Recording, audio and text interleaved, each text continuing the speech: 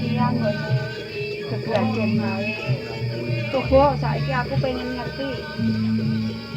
Ya wis. Oh ngono. Tangane ya wis kok isen-isen lho. Ya saiki wis satu. Piye? Iki aku ngenteni bapak. Heeh to. Kok kawit mau esuk ki aku ora ngerti lho bapak ki tindak ning ndi ngono lho. Kowe ngerti ora? Adi welas. Kok mesan-mesan lho. Kondo to. Iya, iya. Aku seneng. Aku bungah. Nyawang kowe sak kloron padha geglagen. Yo nadyan jumpur apa-apa arep susah. Ya nggih, Pak.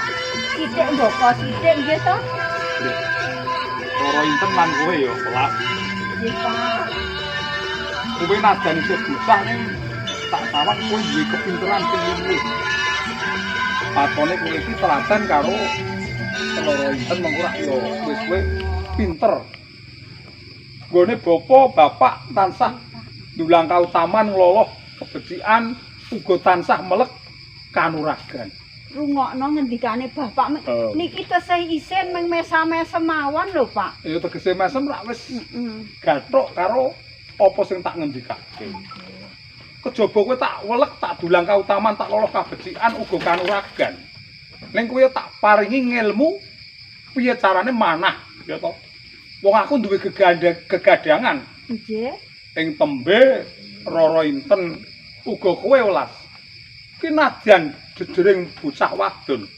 Ning kudu duweni kepinteran, keprigelan sing ora kalah karo saweneng priya ngono lho. Mila kula ngaturake banget panarima dhateng Bapak. Nadyan kula kalih adi kula welas menika wong wadon nggih to, Pak, paribasane keribetan nyampe kepanjangan rikma ngeten nika lho. Aja kalti kalah karo nganti kalah karo piyai kakung nek ngaten to, Pak. Tuladane nang pewayangan. Gambaranku kowe kaya Dewi Sri Kandi. Dewi Sri Kandi. Ha iya to. Nek rungokno kene Dewi Sri Kandi ya mengko kowe ya saora-orane Dewi Sumbadra. Nah, nggih. Ngene ya to Ngesokaken dawuh, Pak. Kawit cilik kowe prihatin karo bapak. Ya ditampa urip iki ning mengko ing tembe. Nek kowe iki tansah gelem laku prihatin nadyan uripe ya ming nang alas. Nek ya kudu narima ing pandum. Arang pawahe Gusti Kang Agarya. Matur sembah nuwun. Lan niki ngaten, Pak. Piye? Kados sing jenengan ngendikake wau lho. Bapak wis paring napa piwulang olah gegaman nggih to. Ha iya. Napa manah olah keprajuritan iki ajeng kula kasarane nggih kula ora iso tata basa lah wong desa. Ajeng kula prakteke ngeten lho, Pak. Ya tegese nggonmu ngolahke nyekel nyenyepe. Lah kan sing anu kan jenenge nyenyep. Nggih. Kula ajeng ten ngalas-alas Mademung. Ya. Ajeng pados apa no? Ajeng buru. Beburan apa? Kesenenganmu kidang ae lho no. Ayo saiki dipraktek. Sing ati-ati lho. Iso ora dicoba. Pun kula tak nyuwun pamit, Pak. Ya wis ngono, Ajeng ya wis kula ngono. Gelak lampah kula. Pun kula nyuwun pamit, Pak. Nggih. Sing dong ati-ati. Pareng nggih, Pak. Nggih. Iya. Wah. Aku ki nek kelingan karo tua. Yo. Muga-muga nggih kowe nemu bukti bakal urip mulya ing tembe nggih. Wah. Aku nek kelingan dadi kelingan. Wis.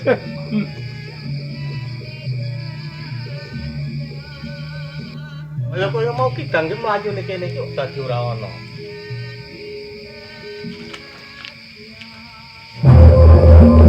Ora.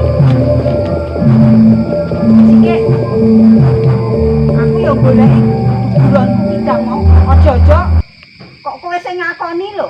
Sing manah mau aku lho. Wong sing manah ki cetha aku kok. Sing manah ki aku ya nok ya. Sing manah ki aku. Aku. Ora iso ki kidange coba ditiliki. Coba kae nok. Iki ana panah loro. Lah ya kuwi panahku. Iki panahku. Kuwi ya panahku karo panahe adikku kok ngeyel kowe iki. Lah iki sing nggon sirah nek nggonmu nggon Iki sing weteng. weteng. Nek mung kewan ngene mung dipanah nggon weteng ora bakal mati. Ning Ora bakal mati. kena nggon sirah mesti bakal Kok tumeka ngeyel pati. to? Kok ngeyel to mangkel? Ayo coba wae. Mangkel ki tenan to? Kowe bocah wadon kok galak to kowe. Ayo nek wani, ayo maju. Musuh adik kowe iki mesti kalah. Wis kono no, coba. Kono, coba. Kono, coba, kono. Wani ra? Ayo, wani Ora ra. wani aku yen Ayo. bocah. Kae Ayo, lho Mbak. ayo. Kae sapa kae? Ayo no, dijepi.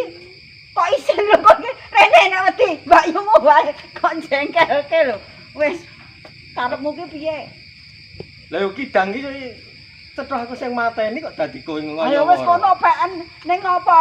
Kok mesak-mesem guyang-guyu ki ngopo? Aku menggumun kok. Kok mangkelke tenan aku. Aku iki bocah wadon kok galakmu kaya ngono to. Galak yo ben yo nok yo. Ate nek bojone tobat ke terus mati nek kaya Apa? ngono. Piye? Bojomu nggih cepet mati. Pisan meneh kondo apa? Bojo. Bojomu nek kowe galak kaya ngono kuwi terus mati. Aku durung duwe bojo. Ah ngapusi. Tenan. Tenan aku ki sik prawan ting-ting. Yen ngono padha karo aku. Aku ya durung duwe bojo. Tenane.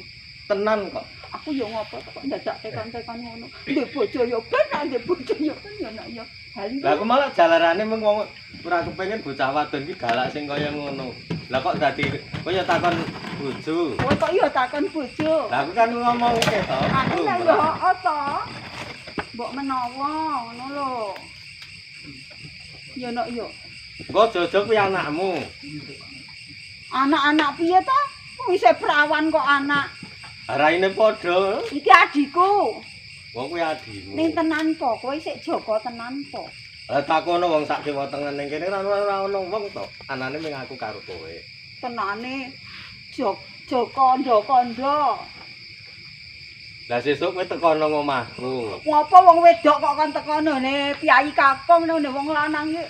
Lah nek Ini pancen unggah-unggah, iya, pengen Nok, yo. gotekke aku duwe bojo karo durung. Ora. Aku Iya. tak takon.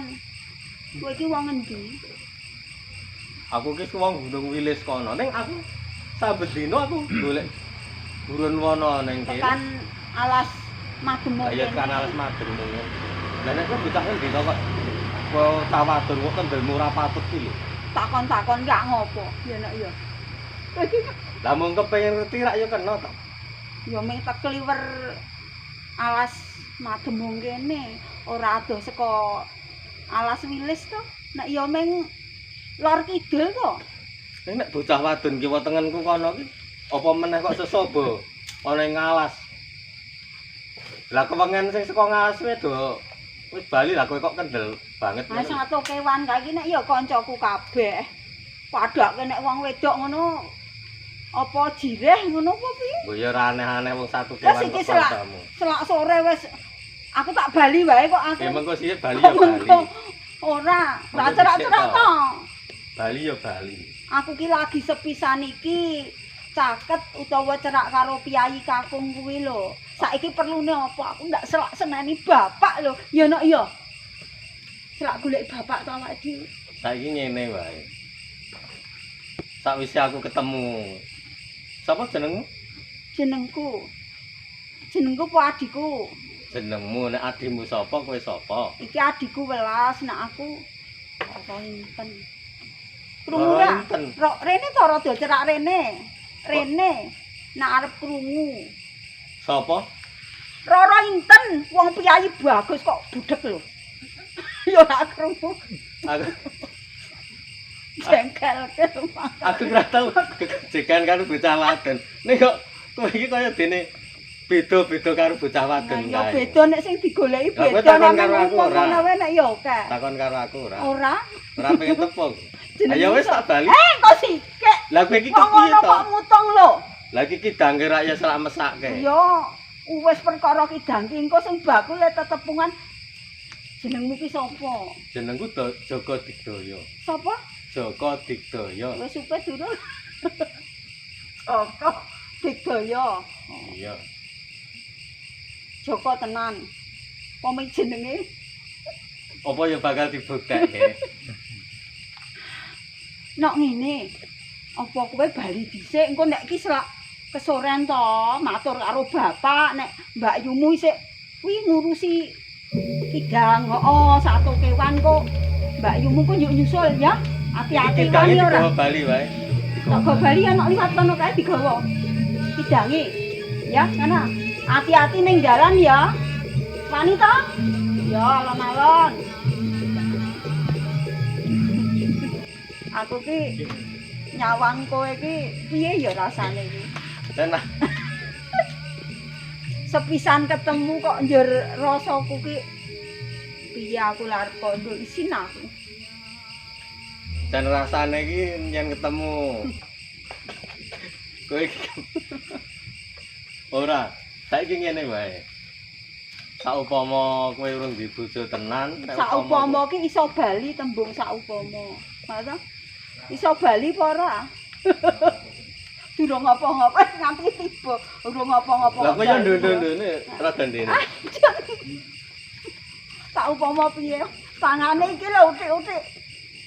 Selak Saiki bengi ngene iki. wae. Gandeng kowe yo urung di bojo, aku yo urung di bojo. Nek aku karo kowe padha urip bebarengan ngono, kira-kira gelem ora? Bebarengan ki sing dikarepke ki. Bebarengan ki werna-werna e. Lho tegese iki urip lumrahe wong padha bebayan. Wong lanang karo wong wadon ngono kae. Oh. Kaya Piyayi kakung karo bapakmu karo putri. ibumu ngono lho. Kaya bapak karo simbok ngono kae. Iya. Piye kira-kira? Ora wae. Ora nolak ngono lho. Tembungmu ki iso jengkelake ya. Lah wong urung rampung kok lek kandha kok. Dewasna aku wis rumangsa isin, aku wis ngomongke apa anane ning kowe ora. Nek tak sawang ya rada manis lho kowe iki, Kakang Joko. Ya ora patek. Joko Digdaya aku nek nyeluk Kakang ngono nek ya ora apa-apa ta? Ora apa-apa. Iya. Saupama aku ngundang karo gawe Adi rak ya ora apa-apa. Ora apa-apa diceluk Adi, Mbak Yu apa sapa ora apa-apa. Ning ngene Nggih. urip bebrayan omah-omahku ana pawitane. Iya to? Ati loro dadi siji ngono kae lho. Iya, aku Heeh. gari manut karo kowe, Pak. Mula katresnanmu kuwi nek sambunging jiwa kang lembut sing kebak kaendahan sinungging rasa semsem. Iya to, Kakang? Wong bebrayan men loro-lorone kudu padha tresnane. Nek sejatine mono sepisan aku ketemu Kakang kok tuwuh rasa kaya-kaya kepengin tansah cecaketan. Nek Kakang piye? Janjane piye diblake wae to? Kowe bakal ngerti isen-isen ning atiku. Mm. Aku jalaran ora kaya bocah-bocah lanang kae. Njur kala mangsa geguyon karo bocah wadon ki ora. Tenane. Akik sepisan Dadi iki kowe kok. sing arep ngerti isen-isen ning atiku. Coba dipratelakake yen pancen seneng, pancen tenanan karo aku ki sepiro gedene katresnanmu marang aku, Kakang. Ngopo kok ndredeg ngono? Seneng tenan apa ora? Kok ketok iki mangu-mangu ngono ae lho. Duh wong ayu pepujaning ati kaya ngene wong nandang asmara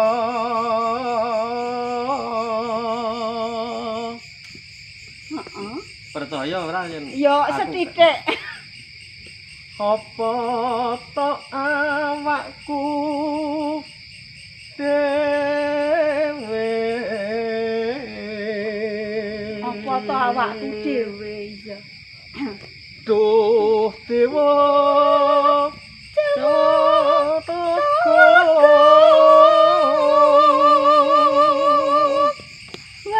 Welah somreng wak mami. Coba diterus. Besok kapan katekan jejer lan wong bagus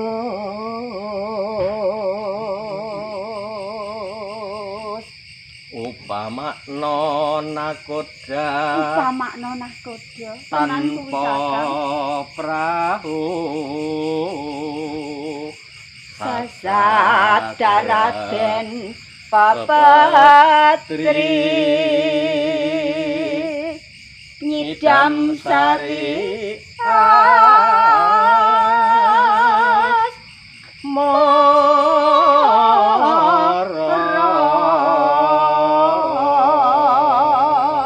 kuwi tenan iso tak angkepi isine atiku atimu bumi Kakang langit kang meseni salawase ora bakal sandingan karo wanita liya kejaba mung karo Adi Rara Inten ning kuwi ora mung cukup semono Kakang yen to wis dadi angkeping atimu aku ki saurarane nadyan wong desa ning ya duweni wong tuwa carane wong tetamu ndodok lawang ngono kae lho Kakang aku ki duweni bapak mula nek wis tok antepi yen Kakang Joko Widagdo kuwi tresna karo aku ya mara ning omahe wong tuwaku oh iya Retno Inten iya yen pancen kuwi dadi karep gedhening katresnanku marang Adi Rara Inten aku bakal ngajak wong tuaku nang omahe bapakmu tak tunggu ya Kakang tak tunggu tekamu karo wong tuamu saiki sewang-sewangan aku njaluk pamit aku bali Kakang sewang-sewangan ya ya Kakang